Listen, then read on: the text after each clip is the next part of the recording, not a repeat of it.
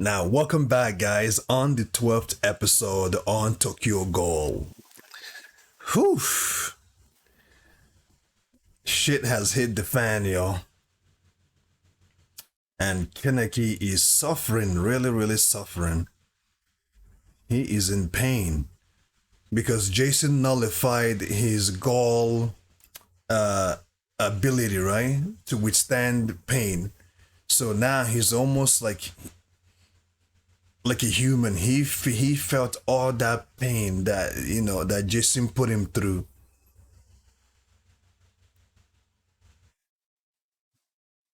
Really?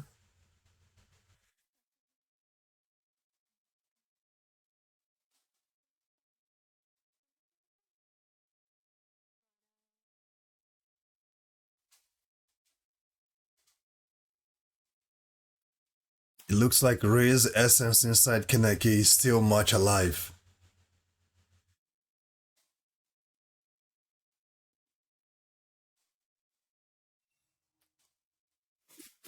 Oh, when you see that man come out of that room, like the shiver that will float through anyone's body. First off, just he enjoys what he does, man.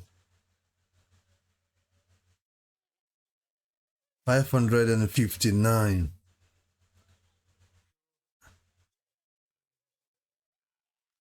Ooh.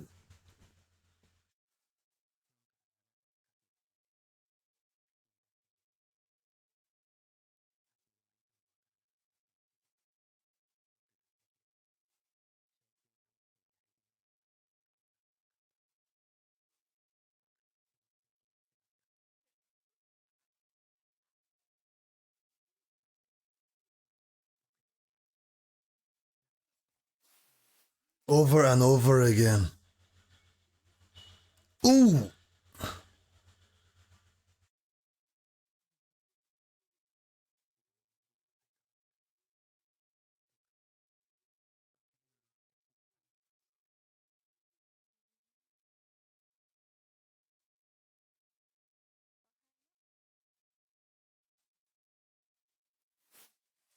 Ooh.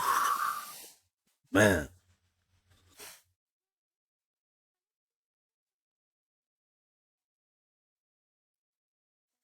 Now this is where this makes Kaneki or breaks Kaneki.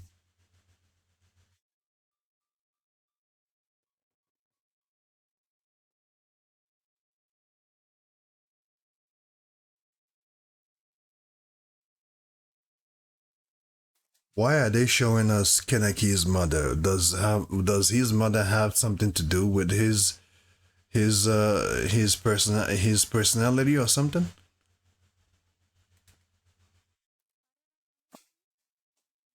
Or is this where Kaneki is going to evolve and see more reason to continue living?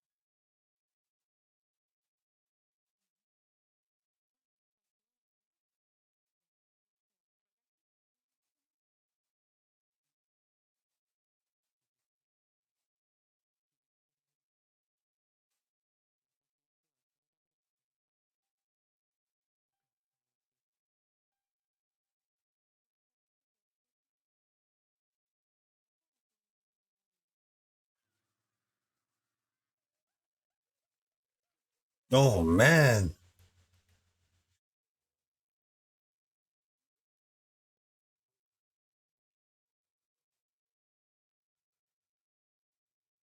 I would like to know.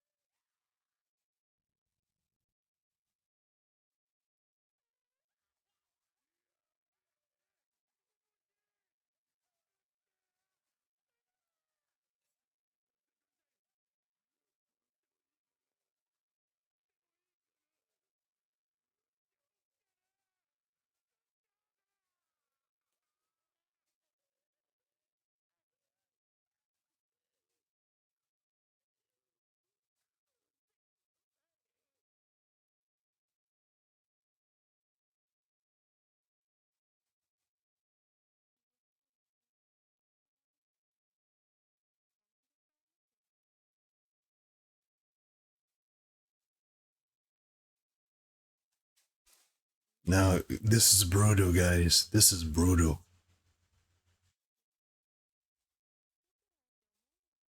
Each time his fingers and legs grows back, each time his legs and his toes and his fingers grows back, he cuts them off.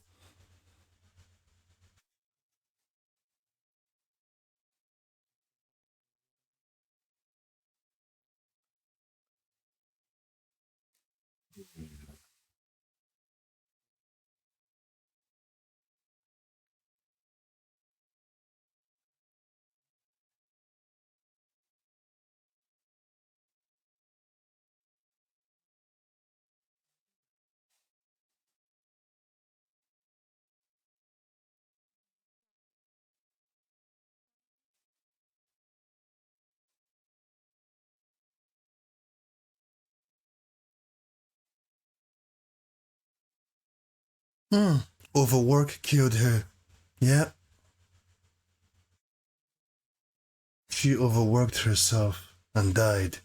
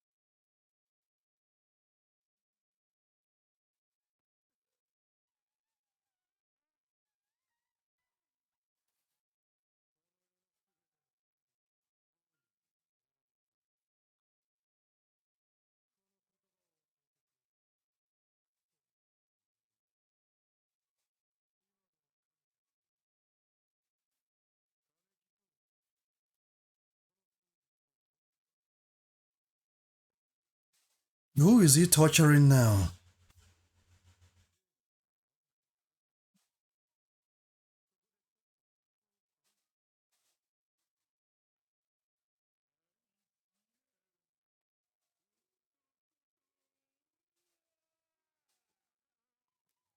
Oh, the two people that wanted to bust out Kaneki is torturing them now. Oh, and he's making Kaneki to decide which one that dies.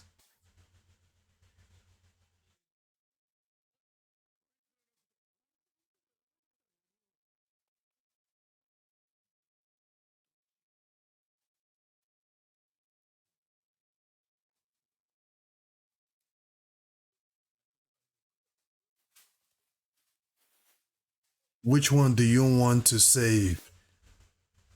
You see, he even made it twisted with that last question because it feels like whichever one Kaneki chooses, that's the one he's going to kill. But then again, Kaneki will be like, maybe if the one I choose will actually survive.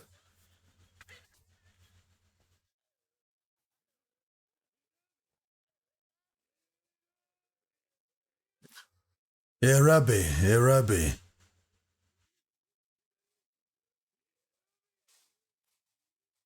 This man is a psycho.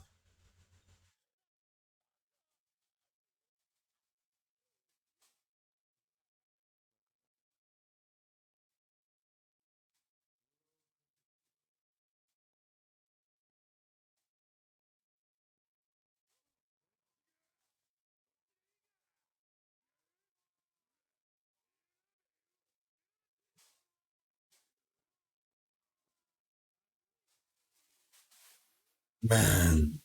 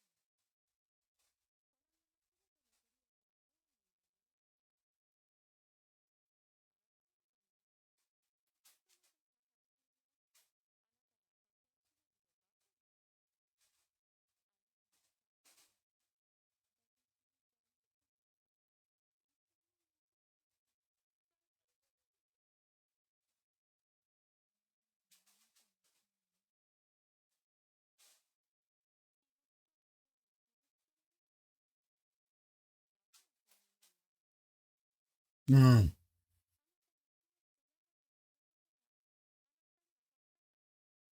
Mm.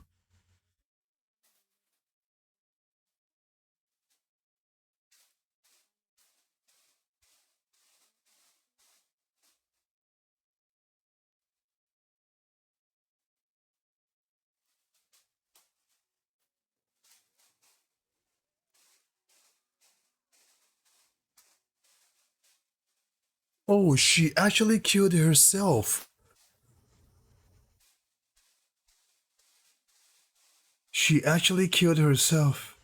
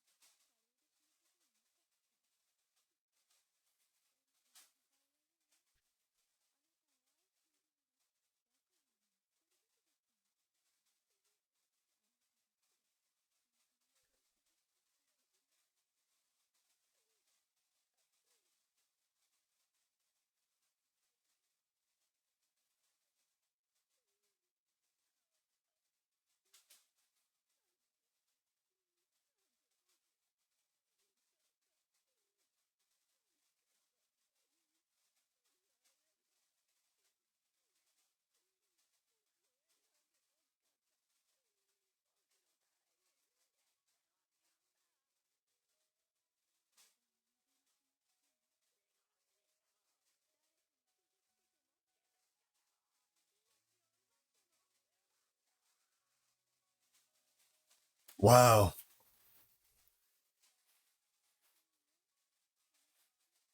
Wow.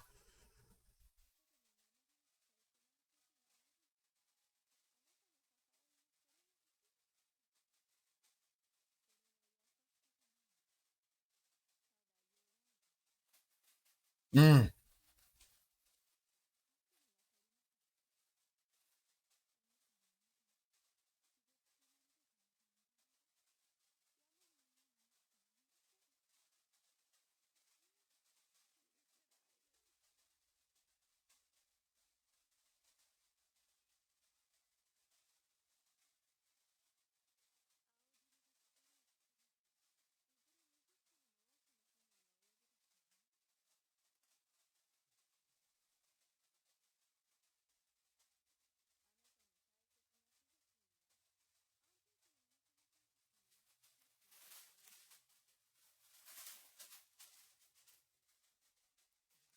And Riz is right.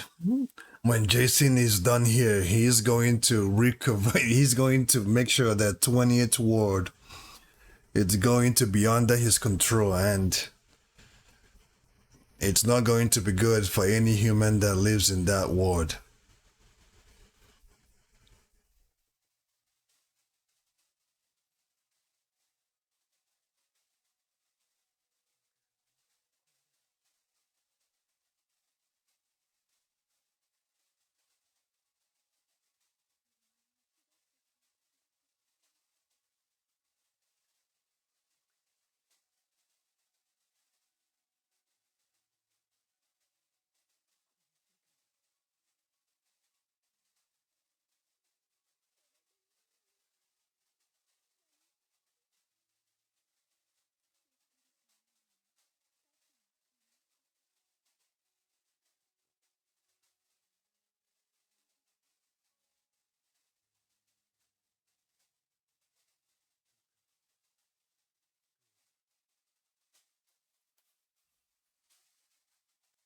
What now? Has he finally embraced Riz?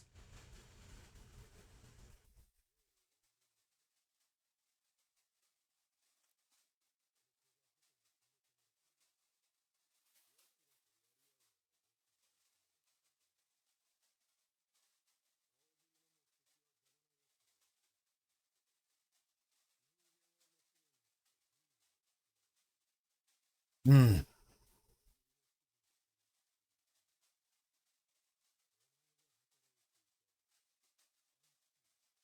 And Tuku.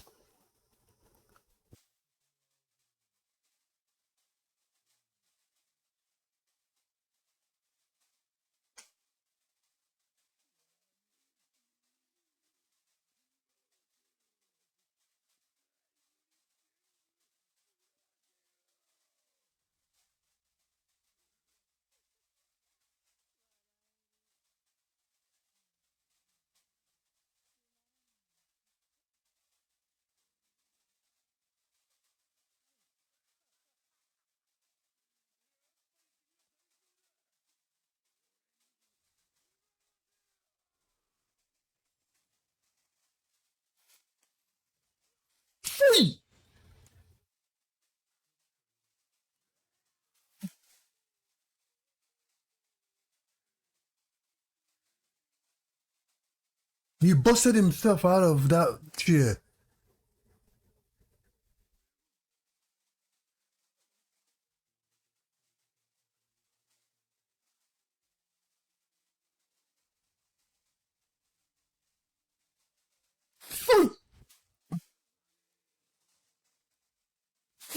Yeah!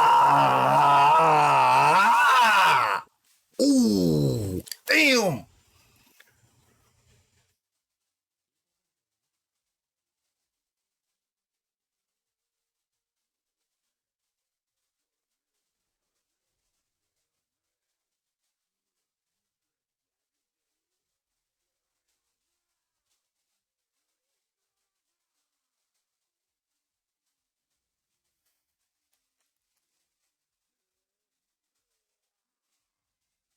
Oh, so that's his real form. That's his real form. Sweet! Yeah! Oh, come on. That will not do you know how much pain he put Kaneki through? That should be nothing by now. That will do Kaneki nothing. Does he know how much pain he put this boy through? Mentally, emotionally, and psychologically.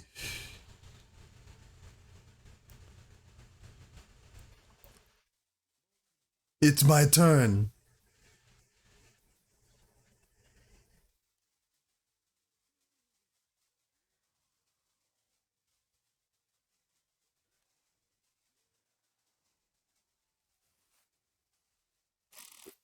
My goodness.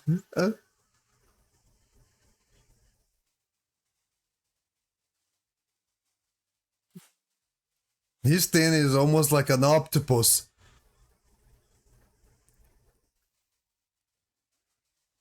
Fui! Fui!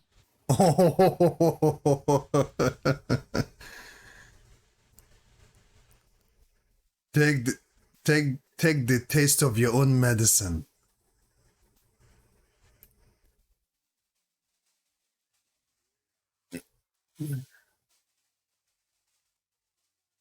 As you guys can see, Kaneki has also adapted. Count back from 1000. I will ask again. Count backwards from 1000.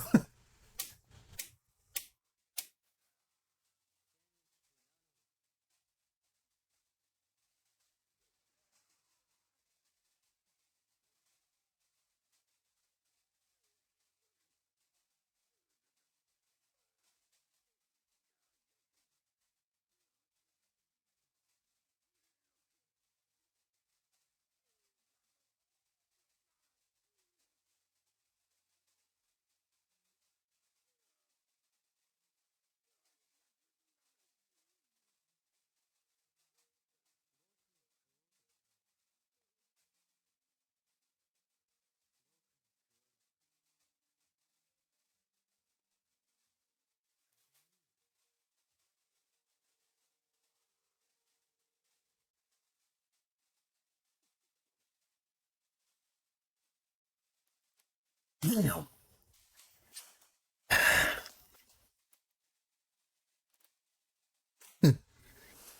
Oh, wow. Now, where should I start? Where should I start? Where should I start? Where should I start? Where should I start? Okay. Let me start by saying that I didn't see manager fight. He left Hinami and the other lady that was keeping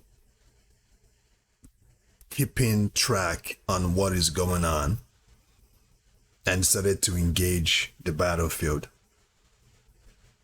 And that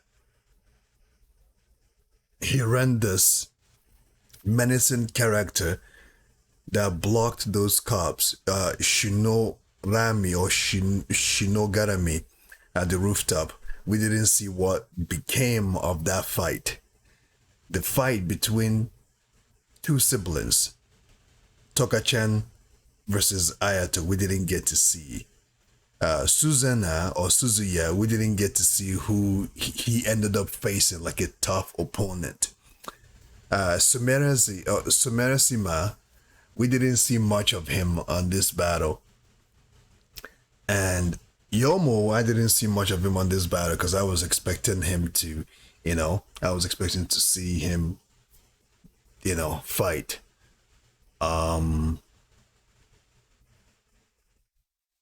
What's the other guy name? Banjo. We didn't see what became of him. Where did he go? Right? Where did he go? He left those other two to take care of Kaneki while he go do something. We didn't see where Banjo went. Hopefully he doesn't run into one of those characters that I just mentioned. because I think, I'm not sure how strong Banjo is, but those are the characters that I just mentioned from the coffee shop team. They are pretty strong. Now, to bring everything back to this fight, to this encounter, Kaneki encountering Jason. He will never forget this encounter. At one point, it looked like this encounter will break Kaneki and break him for good. But in the end, you know that saying that goes, what doesn't kill you makes you stronger. While Jason was doing what he's doing, due to the fact that he loves doing this to people, he loves torturing people, he is indeed what you call, or what I call, a true villain. A villain that just can't do good. Even if they tried, they will not do good in any way, shape, or form. They are just pure evil and nothing else. Like I mentioned, such as Dio Brando, shout out to JoJo's Bizarre. Frieza, shout out to Dragon Ball or Dragon Ball Z. Aku, shout out to Samurai Jack. I think those are the only three that I can remember right now. Maybe what's his name from Demon Slayer, the first demon, what's his name? Man, why did I forget his name now? Whew. Give me a moment.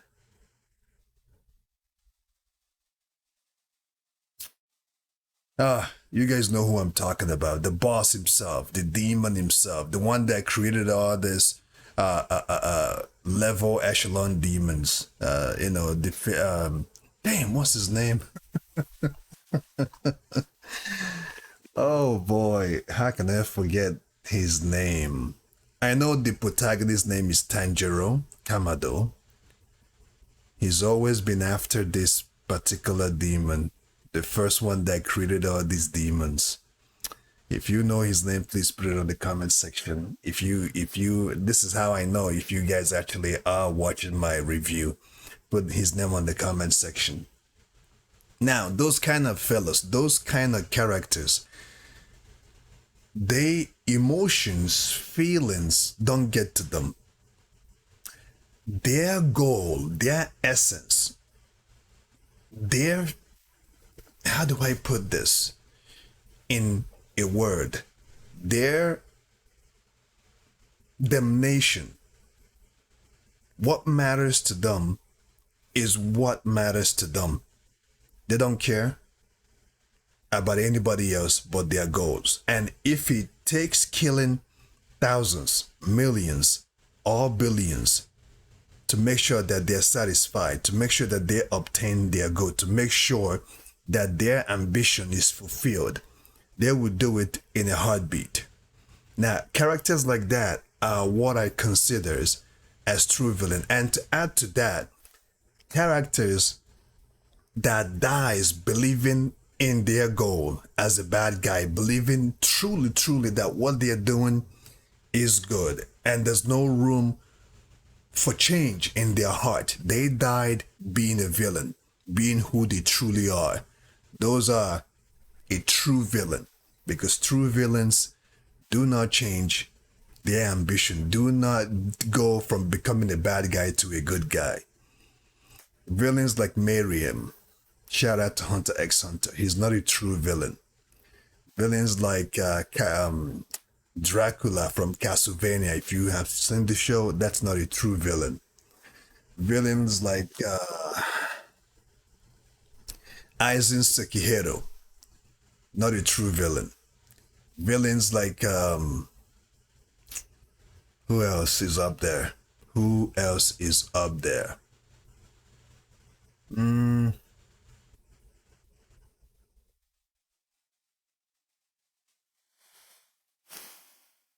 Villains like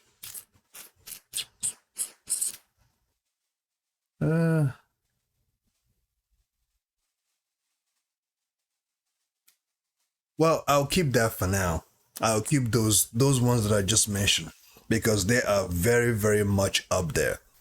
Those villains are not a true villain because they didn't stay villain. Towards the ending of their death, they chose to be good. They see the wrong in what they're doing, right? And the things they've done in the past. They see the wrong that they did and turned inward to do good, than to do something right before they died. Those are not true villains because true villains stay true villain till their death. And when you know true villain, you could see true villain. You know, you could see you know what I'm talking about, guys. If you guys pay close attention to those characters that I've mentioned, whether the ones I considered as true villains and the ones that I considered as not really a true villain. Madara, is he a true villain? Not necessarily. Madara Uchiha is really not a true villain. But he is a villain. He is a villain. A decorated villain, but not a true villain because towards the end, both times he has fought Hashirama Senji. When Hashirama wanted to take his life because Madara taunted him and told him, if you kill yourself right now, I will stop the war. If you kill yourself, this war can only stop if you kill yourself. The death of my siblings, the death of my ancestors, the death of my family can never be washed away until you kill yourself. That's the only way the war will stop. And Hashirama went for it. Hashirama was going to kill himself right in that moment. And he stopped Hashirama and said, Moi, that's enough. Let's go home. That was what formed, after that action, that was what formed the Hidden Leaf Village. Because Madara and Hashirama became one and decided to live in harmony for the short time. Because it didn't take too long before Madara went back to his old ways. And, you know, I can also say that Madara is sort of a true villain too, because each time he tries to do good, he just can't do good. Actually, I take it, Madara is a true villain. Why? Because each time after that, the correlation between him and Hashirama, and they formed the Hidden Leaf Village, and they gave the Uchiha their own side, you know, the Uchiha clan. Each time Madara tried to do good, he just can't do good because kids were so afraid of him. If you guys paid attention to Naruto's story and pay attention to Madara right after they joined as one and created the Hidden Leaf Village, if you guys pay attention, each time Madara tries to do good, he just can't because that's not his personality. Like he all he understands is war. All he understands is to rack stuff up. You know, he tried to do good, but the villagers don't really, they can look at him and see this man is a bad man. It's only a matter of time. And kids felt it too. Kids were scared to come close to him. And he can't act just like Hashirama. Now I wasn't expecting him to be like Hashirama because Hashirama is just kind. That's just the way he is. He is just kind. Now, Tobirama, you know, is not like his brother Hashirama. He is more in your face. Like, you know, he doesn't smile much like Hashirama. But, you know, you can, like, you understand the difference, right? So Madara just couldn't do good even though he wanted to. He just couldn't. He doesn't know how to, right? All he knows is war. And if he's not causing pain, he feels like he's not fulfilling his purpose. So actually Madara, I would say he's more like a true villain than not a true villain, right? Because he just couldn't do good.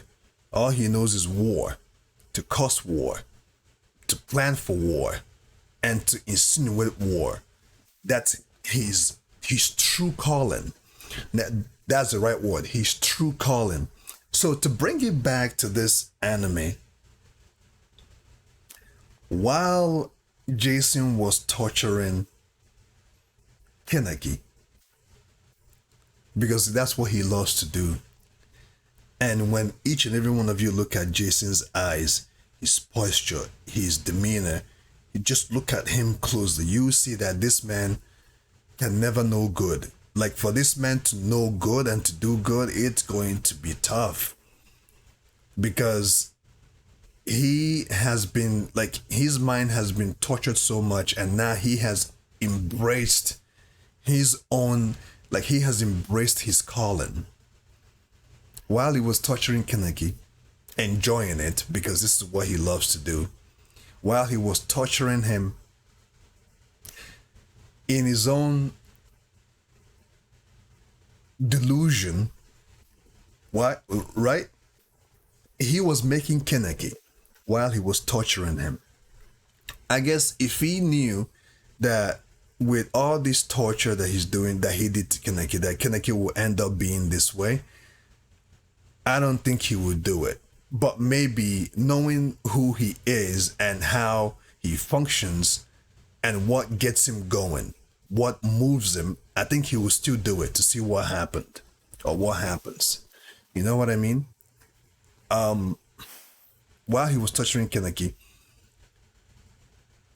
over and over again, cutting his toes, his legs, even his fingernails, his fingers, and let them regrow, and have people come clean. Like, just understand what I'm about to say to see that this man is very crazy. He cuts them off. Kaneki bleeds out, just bleeding mercilessly. He sees that all his fingers are cut off, right? He walks away, allows his minions or his subordinates to come clean out the blood, right?